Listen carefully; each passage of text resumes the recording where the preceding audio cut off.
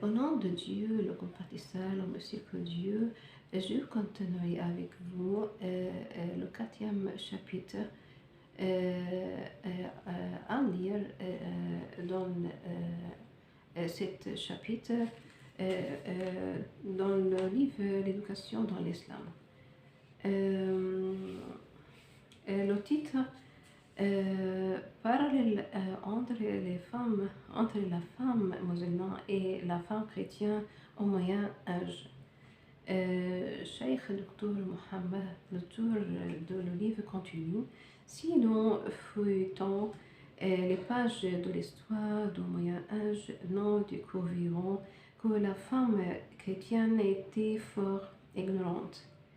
Les anciens Grecs, à l'exception des Spartiates, malgré leur raffinement et leur civilisation, considéraient la femme comme un objet de plaisir dont l'homme jouissait à son gré.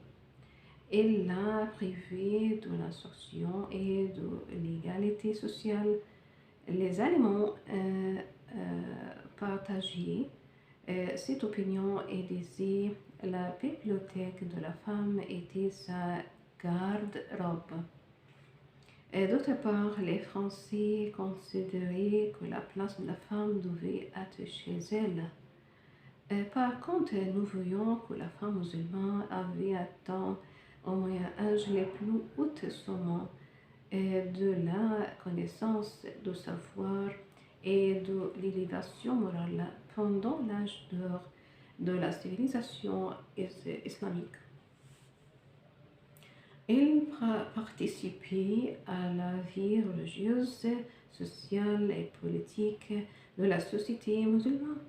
Était atteint un niveau très élevé, culturel et scientifique. Et l'on découle que l'opinion communément répandue parmi les occidentaux qui prétendent que l'ignorance de la femme musulmane découle des enseignements religieux et des traditions islamiques et fallacieuses. L'islam étant une religion de connaissance, non d'ignorance, de lumière, non de ténèbres. Elle exhorte à l'instruction des femmes et des hommes, seul un esprit fanatique a pour répondre en telle opinion erronée.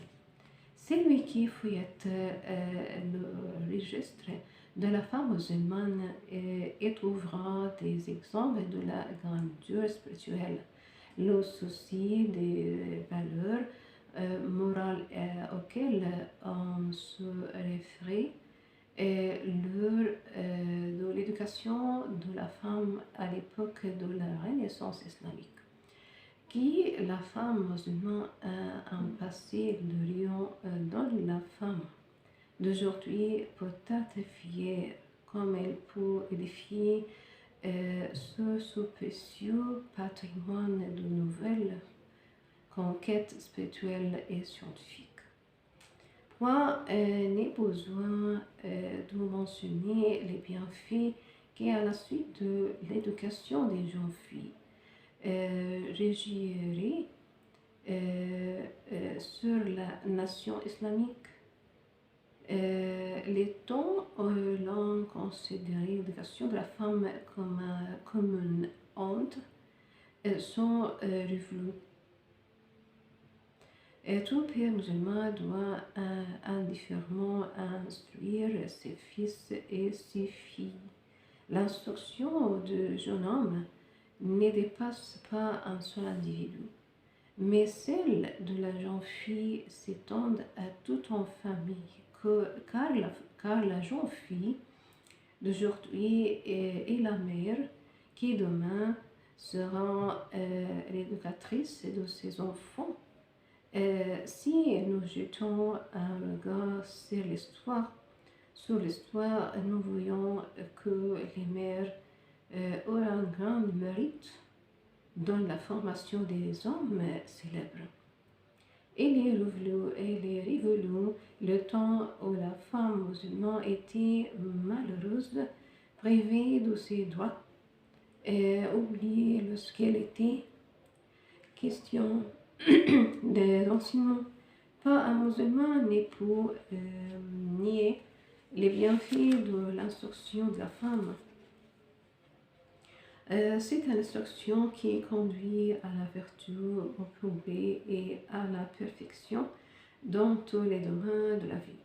Il n'est point en tout de donner de l'instruction à la femme, car cela lui permettrait de gagner sa vie, de compter sur elle-même si elle tombait dans le malheur.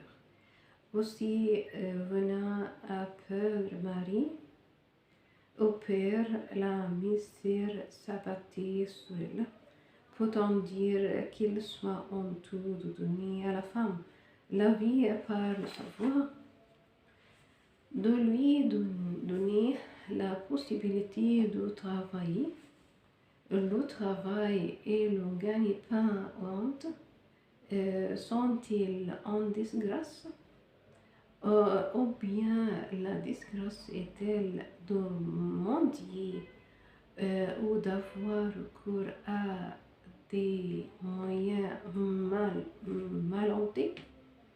Quelle ferait la femme si elle se trouvait abandonnée, entourée de 5 enfants sans ressources ni soutien? En musulman, instruisez vos filles, ne paralysez pas la moitié de la nation. Si la moitié de la nation qui est garante de l'éducation familiale est ignorante, comment la nation peut-elle progresser? Aider la femme à évoluer par l'instruction, la connaissance, l'éducation. Respectez-la car elle est un être humain égal à vous. Ne l'abandonnez pas, ignorant, négligez. Apportez le même soin à l'éducation de vos fils, de vos filles, qu'à celle de vos garçons. La femme est de faible constitution. Donnez-lui la force par la connaissance et le savoir. Ne l'encivilisez pas dans l'ignorance. Ouvrez devant elle les voies de l'instruction. La femme cultivée est capable des mêmes fonctions que l'homme. Elle peut devenir institutrice, professeur,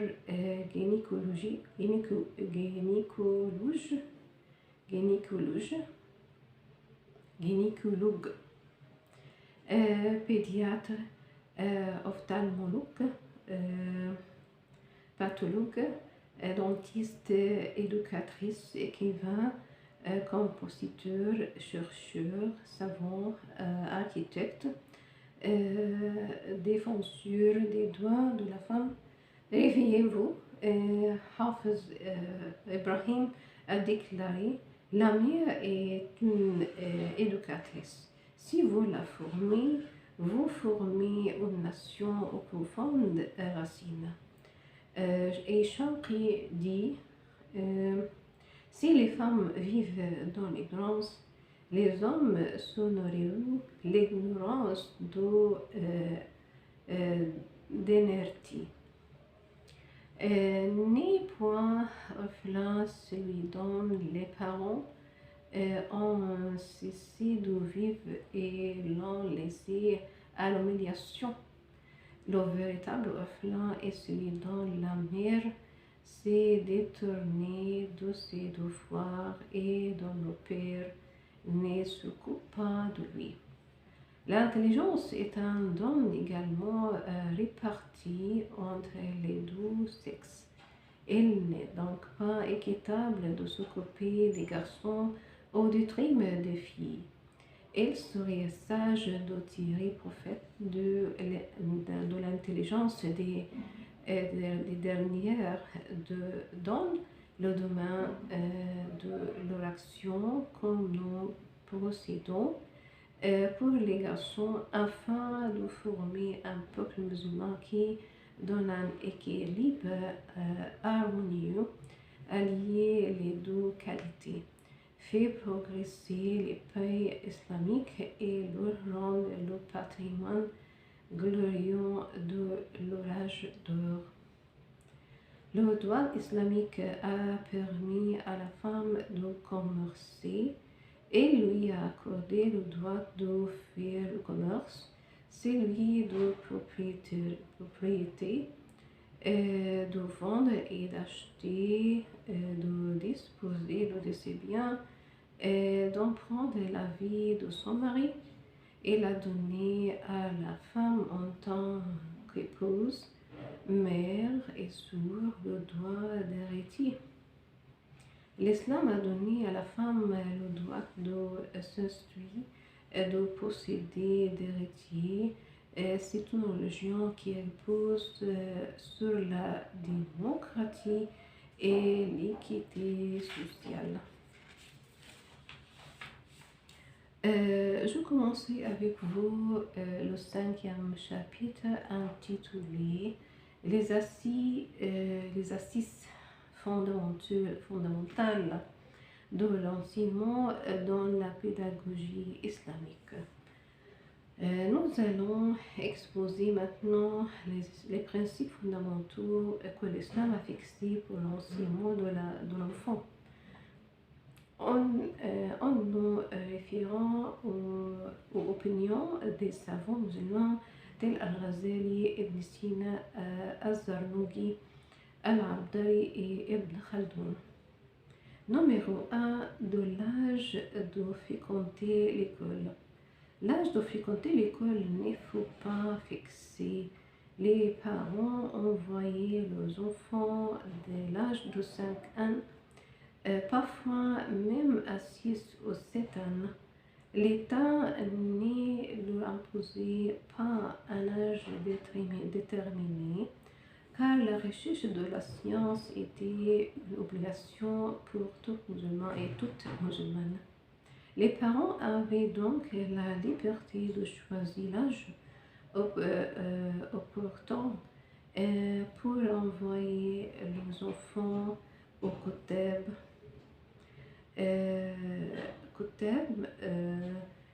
école de village, soit ailleurs pour y recevoir l'instruction. Dans son ouvrage Madkhal al-Shara al-Sharif, Al-Abdari a critiqué les parents qui envoyaient leurs enfants à l'école élémentaire avant l'âge de 7 ans, lorsqu'il rapportait que les ancêtres n'envoyaient leurs enfants qu'à l'âge de 7 ans. Jusqu'alors, les parents se chargeaient de leur enseigner la prière et les devoirs moraux. D'aujourd'hui, les enfants font fort jeunes à l'école, mais toutefois, le professeur devrait s'abstenir d'enseigner aux enfants la lecture et l'écriture à l'âge de 4 ans ou de 5 ans, car cela les épuiserait physiquement et moralement. Et si les parents envoyaient leurs enfants à l'école très jeunes, ce n'est pas pour leur faire apprendre à lire et à écrire, mais pour les éloigner du fruit et se reposer de leurs traces. La pédagogie moderne appuie l'opinion d'Al-Abdari qui refuse d'offrir d'envoyer les enfants à l'âge de 4 ou 5 ans à l'école. Cependant, si l'on désire le faire, ce serait au jardin d'enfants et leur instruction se fera alors en moyen de jeu.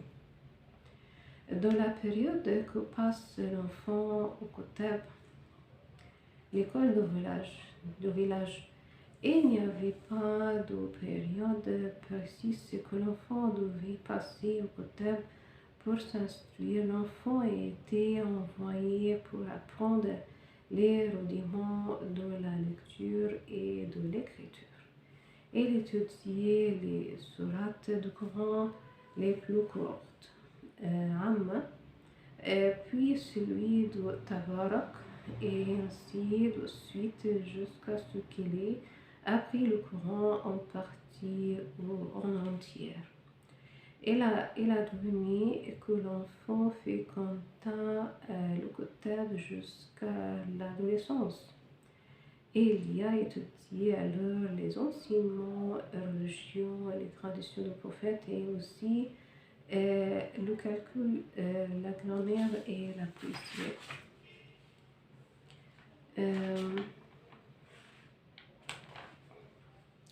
Des méthodes employées dans l'enseignement. La méthode employée dans l'enseignement donné aux enfants est différente de celle destinée aux adultes. Al-Ghazali a proclamé ce principe car il y a une différence entre l'entendement de l'enfant et celui de l'adulte. Le premier, Cheikh Al-Ghazali dit, le premier devoir du pédagogue est d'enseigner à l'enfant ce qu'il peut facilement assimiler. Car les sujets difficiles auront pour résultat la confusion de son esprit et l'aversion pour les études. Cette opinion se range parmi les plus importantes de l'enseignement au XXe siècle. Ibn Khaldoun adhère à ce principe.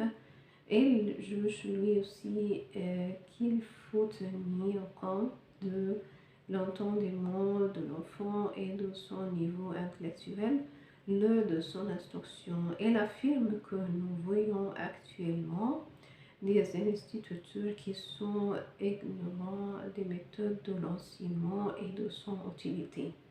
Il propose à l'enfant au seuil de l'instruction des problèmes hermétiques et il réclame leur solution de son intelligence.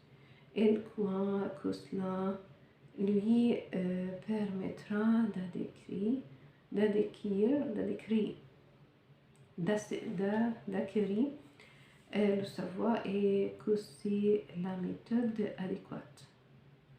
Le fait d'acquérir le savoir est apte à l'assimiler n'est bien que graduellement et tout d'abord l'élève s'avère incapable de saisir de l'ensemble et qu'une partie au moyen des rapprochements est-il là une idée de l'ensemble qui grâce au moyen d'illustration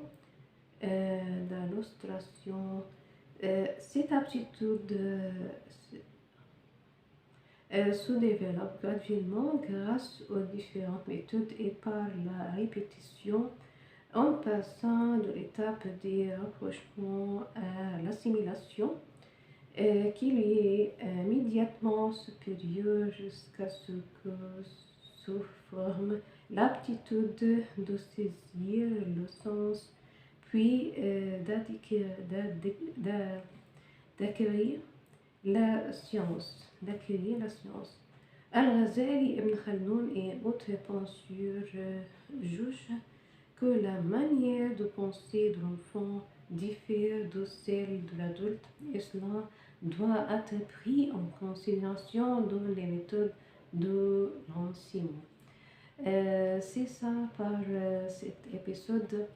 Au revoir, merci.